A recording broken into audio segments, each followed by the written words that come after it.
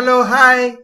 I am Sivafanindra, lecturer in the Department of Computer Science, SGK Government Degree College, Vinukonda. In this video, I am going to introduce you to the concept of arrays in JavaScript. By the end of this video, you will be learning the definition of arrays and its usage. You will also know about the ways of creating arrays. There are two different ways of creating arrays. You will know about them. And you will understand the method of accessing elements in array. You will know about these 3 points. We will start with the definition of array. As you can see, an array is a data structure which is a sequential collection of similar elements. Please note 3 words in this statement: data structure, sequential, collection of similar elements. Data structure, sequential, similar elements. Please note these 3 elements. First, what is data structure? I think you know about data structure because this is not the place to explain about data structure, but in one sentence, data structure is the mechanism of storing data in the computer memory. You know about different data structures like lists, trees, graphs, etc. Okay, then similar elements. What does similar elements mean? Similar elements should have certain properties common to them. We will see an example about similar elements. Collection of similar elements, that is, an array is a group of similar elements, and there is another word, sequential, that is, the elements should be arranged sequentially, one after the other. So, in short, an array is a collection of, that is, a group of similar elements that are arranged sequentially, one after the other. This is the definition of array. Let's see an example. Say here you have 4 elements: dog, cat, sheep, horse. Are they similar? They are all animals, so they are similar. They are arranged sequentially, one after the other. So this is an example for array. Let's see another example. Dog, cat, mobile, car. Is it an array? Dog and cat are animals, whereas mobile and car are not animals. So there is no similarity between all the elements in this array. Of course, they are arranged sequentially, but there is no similarity. So this is not an array. But keep one point in mind. Similarity is defined by the programmer. Just by seeing names like dog and mobile, you cannot say that they are dissimilar. Programmer decides whether there is similarity between elements or not. If he feels that dog, mobile and car are similar, then it's up to him. He can decide that this is an array. We cannot decide that. I think you got the point. So similarity is decided by the program. Having seen the definition of array, let's see how we can create array. There are actually 2 ways an array can be created in JavaScript.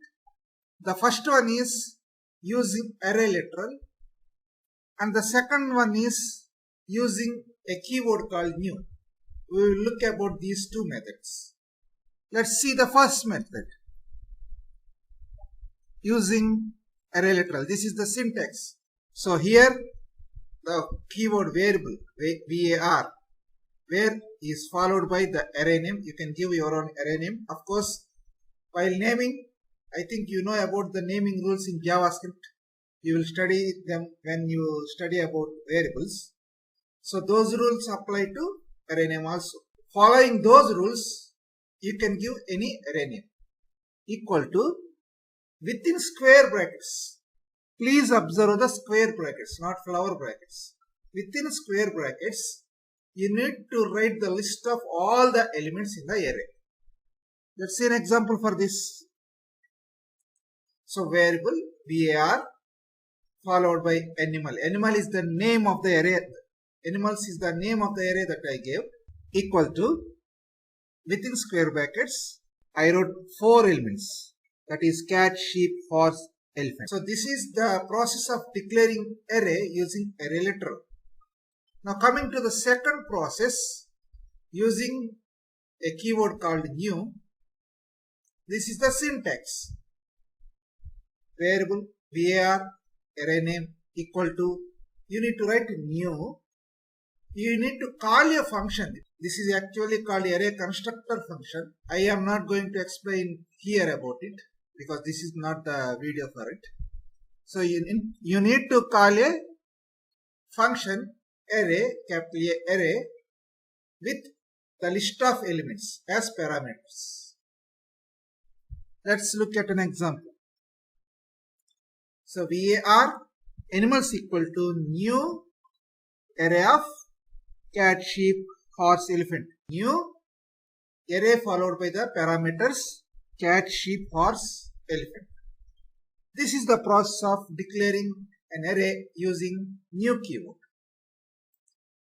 Let's look at an example for declaring arrays using array literal and new keyword. So let's observe this program. Here I declared two arrays in the JavaScript. This is the first array using the first method, and this is the second array using the second method. Of course with the same elements cat, sheep and horse. We are displaying these arrays in the browser. How did we do it? We declared two p tags. This is one p tag, this is another p tag. In order to differentiate these two p tags, we gave an ID to them. This animal list 1 is the ID for this p tag. Animal list 2 is the ID for this p tag. You will know about IDs when you come across cascading style sheets. But for now, think that IDs are like register numbers. No two students will have the same register number. Similarly, we give IDs to tags in HTML so that we can differentiate one tag from another tag. So observe this statement. This may be a new statement to you, but you will come across this when you encounter document objects.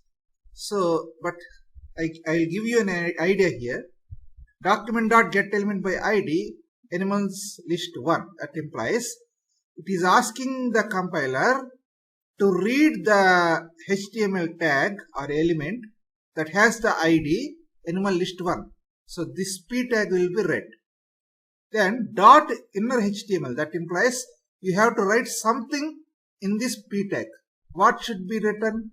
Animal list underscore 1, that is this array. So what does this mean is, you need to write all the elements present in this array. So this statement implies in the p tag with the ID animal list 1, you need to write .inner HTML. You need to write all the elements present in the array with the name animals list 1. Similarly, you need to read the p tag with the ID animal list 2 and write all the elements present in the array with the name animal list 2. So this is the program in which two arrays are declared in two different ways. Let's see the output. So as you can see, this is the first array and this is the second array. So this is the example for declaring arrays. Having seen the method of creation of arrays, let's look at the method of accessing the elements in an array. So accessing arrays. 2 points should be kept in mind while accessing arrays. Arrays can be accessed with index numbers. The arrays are indexed and the index start with 0. That implies the first element in the array is given the index number 0. The second element in the array is given the index number 1. The third element in the array is given the index number 2, and so on. Nth element is given the index number n-1. So this should be kept in mind while accessing the arrays. For example, if this is the array, animals is the array with 3 elements cat, sheep, horse, and I declared a variable temp that accesses animals within square brackets 1. So what does animals within square brackets 1 mean? So 1 is the index. One is the index for second element because the index number for cat is 0. So the index number for sheep should be 1. So this variable temp accesses the second element in the array. So this is very simple example, but let's look at a program. This is the program to access elements in an array. So I declared 3 p tags here. This p tag has an id initial array. This p tag has an id 3 and this p tag has an id modified array. So I declared an array here with the name animals list with 3 elements and printed the elements in the array in this p tag, that is with the id initial array. Then I declared a temporary variable temp and I accessed the element with index 2 in the declared array. So what is the element with the index 2? So cat has index 0, sheep has index 1, horse has index 2. So this variable is accessing horse. I mean the element horse. It is printed in the p tag with the id 3. Then I modified the element with the same index 2. That is, I modified the element horse and inserted a new element cow. So I am again printing the modified array. I am printing it at the p tag with the id modified array. So let's look at the output. So as you can see, this is the initial array. We have accessed the third element, that is third element with index number 2, and this is the modified array. Observe that the element horse is replaced with cow. So this is the way of accessing arrays. So we have seen the definition of array, we have seen the process of creating an array, and we have seen the method of accessing elements in an array. Now I want to add one point here, that is arrays are objects. Normally when you think of arrays, you will think them that they are variables. But in JavaScript, arrays are treated as objects. For example, see this program. Observe this program. I have created an array with the name animal, and in this p tag with id array type, I printed the type of is a function which returns the type of the parameter passed to it. Here I passed the array to the function type of. Let's see the output. So as you can observe, the type of the array is given as object. So from this you can understand that in JavaScript, arrays are treated as objects. So arrays are treated as objects. I would also like to add another point, that is, objects or functions or arrays can be used as elements in an array.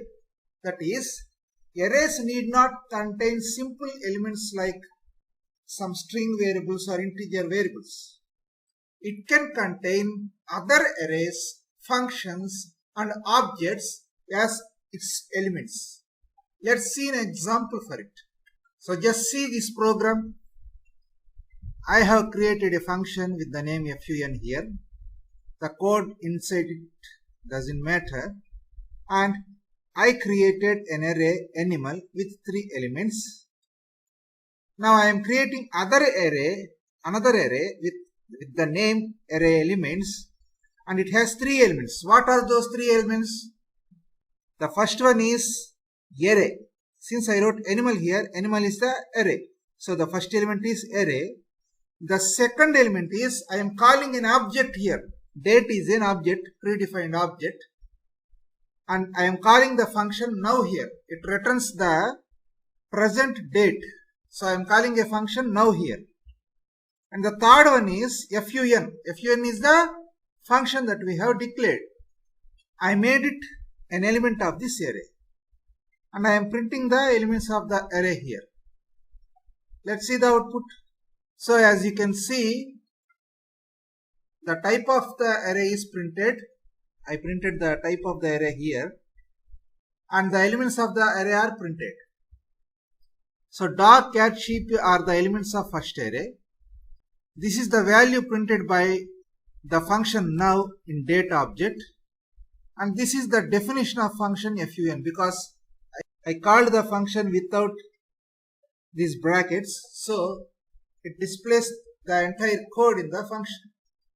So the internals doesn't matter. What I want to say is objects or other functions or other arrays can be used as elements of an array. I have already said that JavaScript treats arrays as objects. So since arrays are objects, objects should contain methods and properties. I presuppose that you know about objects. If you don't know, please read about them and come back to this video. I am not going to explain them here. Every object should contain certain properties and methods. Since arrays are objects in JavaScript, they should contain certain properties and methods. We shall now see about properties and methods of arrays. First, let's look about some properties. Here, length, constructor, index, input, prototype are properties of arrays. And there are some methods: sort, concat, index of, join, reverse, push, pop. These are some methods present in the array object. I am not going to discuss all these properties and methods. I am going to show you an example that uses one or two properties and methods.